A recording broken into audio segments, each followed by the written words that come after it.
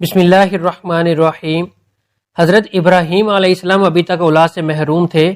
ایک روز حضرت ابراہیم علیہ السلام نے خدا تعالیٰ کی بارگاہ میں فرزند کے لیے دعا کی اور اللہ تعالیٰ نے ان کی دعا کو قبول فرما لیا اور ان کو تسلی دی، اور یہ دعا اس طرح قبول ہوئی کہ حضرت ابراہیم علیہ السلام کی چھوٹی بیوی حضرت حاجرہ رضی اللہ تعالیٰ عنہا حاملہ ہوئیں۔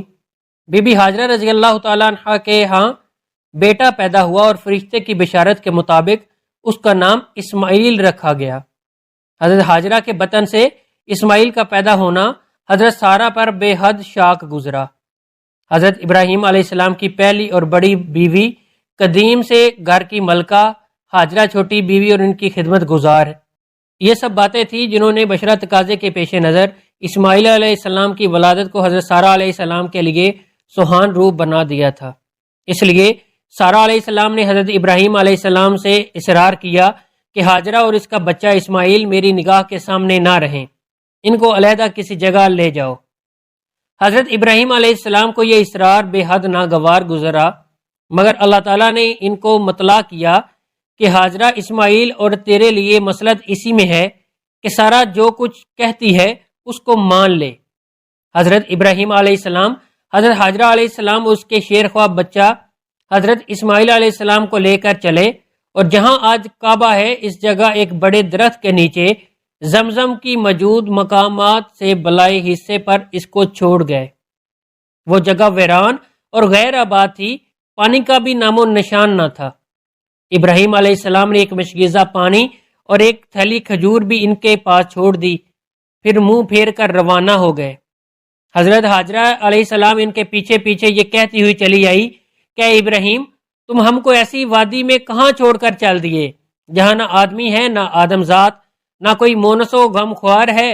حضرت حاجرہ علیہ السلام برابر یہ کہتی جاتی تھیں، مگر ابراہیم علیہ السلام خاموشی سے چلے جا رہے تھے۔ آخر حضرت حاجرہ علیہ السلام نے دریافت کیا، کیا تیرے خدا نے تجھ کو یہ حکم دیا ہے؟ تب حضرت ابراہیم علیہ السلام نے فرمایا، ہاں، یہ خدا کے حکم سے ہے۔ حضرت حاجرہ علیہ السلام نے جب یہ سنا تو کہنے لگی، اگر یہ خدا کا حکم ہے تو بلا شبہ وہ ہم کو ضائع اور برباد نہیں کرے گا۔ پھر وہ واپس لوٹ آئیں۔ تفسیر ابن کثیر میں لکھا ہے کہ جب بی بی حاجرہ اور حضرت اسماعیل علیہ السلام کو حضرت ابراہیم علیہ السلام ایک درخت کے نیچے چھوڑ کر چلے تو ان کی طرف سے کوئی اتفاق بھی نہ تھا کیا، تو بی بی حاجرہ رضی اللہ تعالیٰ عنہ نے عرض کیا، اے خلیل، آپ ہم کو کس کے سپرد کر کے جا رہے ہیں؟ فرمایا، اللہ کے۔ بی بی صاحبہ نے عرض کیا، کیا اللہ تعالیٰ نے آپ کو یہ حکم دیا ہے؟ فرمایا، ہاں۔ بی بی صاحبہ نے کہا، پھر مجھے اللہ کافی ہے۔ اور جب پانی کی تلاش میں وہ مروہ پہاڑی پر آواز سنی تو خاموش ہو کر معلوم کیا کہ یہ آواز کہاں سے آ رہی ہے۔ معلوم کرنے کے بعد آواز کی طرف آئیں تو دیکھا کہ زمزم کی جگہ حضرت جبرائیل علیہ السلام ہیں۔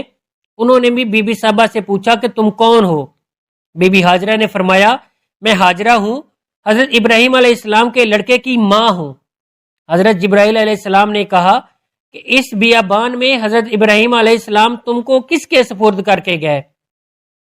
تو آپ رضی اللہ تعالیٰ عنہ نے فرمایا، اللہ تعالیٰ کے۔ حضرت جبرائیل علیہ السلام نے کہا، پھر اللہ تعالیٰ ہی کافی ہے۔ بی بی نے فرمایا، میرا کام ہو گیا۔ پھر حضرت جبرائیل علیہ السلام نے اپنی ایڑی زمین پر رگڑی تو پانی کا چشمہ ابل پڑا۔ آپ صلی اللہ علیہ وآلہ وسلم نے ارشاد فرمایا کہ خدا حاجرہ پر رحم کرے کہ اگر وہ اس وقت بند نہ لگاتی تو زمزم جاری چشمہ ہوتا۔ پھر ایک فرشتے نے بی بی حاجرہ کو تسلی دی کہ تم خاطر جمع رکھو، یہاں خانہ خدا ہے، اس کو یہ بچہ جمع ہو کر اپنے باپ کے ساتھ مل کر تعمیر کرے گا، اور خدا اس جگہ رہنے والوں کو ضائع نہیں کرتا۔ وہاں ایک ٹیلہ تھا، اس کے آس پاس برساتی نالے بہا کرتے تھے۔ اتفاقاً جرہم قوم کا ایک قافلہ یمن کی طرف سے آیا۔ انہوں نے دور سے دیکھا کہ ان کے اوپر پرندے اڑ رہے ہیں۔ وہ قافلے والے کہنے لگے، جہاں پرندے اڑ رہے ہیں وہاں پانی ضرور ہوگا۔ پہلے تو ہم کئی دفعہ آئے ہیں، ایسا کبھی نظر نہیں آیا۔ ایک آدمی کو پتہ کرنے کے لیے بھیجا۔ اس نے دیکھا کہ ایک عورت بما بچے کی بیٹھی ہے اور پانی کا چشمہ ہے۔ وہ قافلہ وہاں آ گیا۔ اور بی بی ہاجرہ رضی اللہ تعالیٰ عنہا سے اجازت چاہی۔ بی بی ہاجرہ نے تنہائی سے بچنے کے لیے ان کو رہنے کی اجازت دے دی، لیکن پانی کا تصرف اپنے ہی میں رکھا۔ وہ لوگ وہاں آ کر آباد ہو گئے اور ایک چھوٹا سا گاؤں بن گیا۔ کچھ اور لوگ بھی وہاں رہنے کے لیے آ بسے۔ حضرت اسماعیل علیہ السلام نے ان لوگوں سے عربی سیکھی۔ جب ختنے کا حکم آیا تو اس وقت حضرت ابراہیم علیہ السلام کی عمر 80 برس تھی۔ قصص القرآن میں ہے کہ اس وقت حضرت ابراہیم علیہ السلام کی عمر 99 سال تھی۔ آپ علیہ السلام نے اسی روز اپنا اور اپنے تمام نوکروں اور غلاموں کا ختنہ کیا۔ آپ نے خدا کے حکم کی تعمیل میں اس قدر جلدی کی کہ گھر میں ایک شیشہ تھا، اس کے ساتھ اپنا ختنہ کیا۔ جب سخت تکلیف ہوئی تو جناب الہی میں دعا کی، حکم ہوا کہ تم نے جلدی کی، ابھی تک تم کو طریقہ نہیں بتلایا تھا، تم نے خود ہی اپنے آپ کو ہلاکت میں ڈالا۔ عرض کیا الہی میں نے تیرے حکم میں توقف کرنا جائز نہ سمجھا۔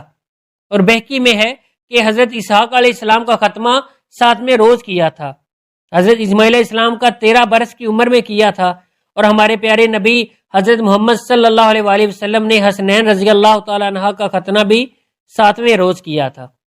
حضرت ابراہیم علیہ السلام نے ختنے کا طریقہ جاری کیا۔ اس سے پہلے پیغمبر ختنہ شدہ پیدا ہوتے تھے۔ ہمارے پیغمبر خاتم النبیین صلی اللہ علیہ وآلہ وسلم ختنہ شد نافع باریدہ پیدا ہوئے تھے، اور سفید بالوں والے بھی سب سے پہلے حضرت ابراہیم علیہ السلام تھے۔ سفید بال دیکھ کر حضرت ابراہیم علیہ السلام نے عرض کیا الہی بالوں کو یہ کیا ہوا؟ خدا نے فرمایا یہ وقار ہے۔ حضرت ابراہیم علیہ السلام نے سب سے پہلے لبوں کے بال اور بغل کے بال اور زیر ناف بال کٹائے، ناخن کترے، شلوار پہنی، خصاب لگایا، حنا لگائی اور خطبہ منبر پر پڑھا، عصا کو ہاتھ میں لیا اور راہ خدا میں جہاد کیا۔ حضرت لوط علیہ السلام کو رومیوں نے قید کر لیا تھا۔ حضرت ابراہیم علیہ السلام نے رومیوں سے جہاد کر کے حضرت لوط علیہ السلام کو چھڑوایا، اور آپ علیہ السلام بڑے مہمان نواز تھے۔ اپنے مکان کے چاروں دروازے بنوائے تاکہ چاروں طرف سے مہمان آئیں۔ جب مہمان نہ ملتے تو آپ اپنے مکان کے چاروں طرف سے ایک ایک کوس تک مہمان کو تلاش کرتے۔ مسند امام احمد میں ہے کہ حضرت ابراہیم علیہ السلام نے عرض کی کہ الہی سوائے میری زمین پر کوئی نہیں کہ تیری عبادت کرے۔ حق تعالیٰ نے 3000 فرشتے بھیج دیے کہ حضرت ابراہیم علیہ السلام کے ساتھ مل کر عبادت کریں۔ مزید سب سے پہلے حضرت ابراہیم علیہ السلام نے بنایا اور شیر مال بھی پکایا۔ مرد سے مرد مناقہ کرتے تھے ہیں، اور یہ دوستی کی علامت ہے۔ یہ بھی سب سے پہلے حضرت ابراہیم علیہ السلام نے کیا۔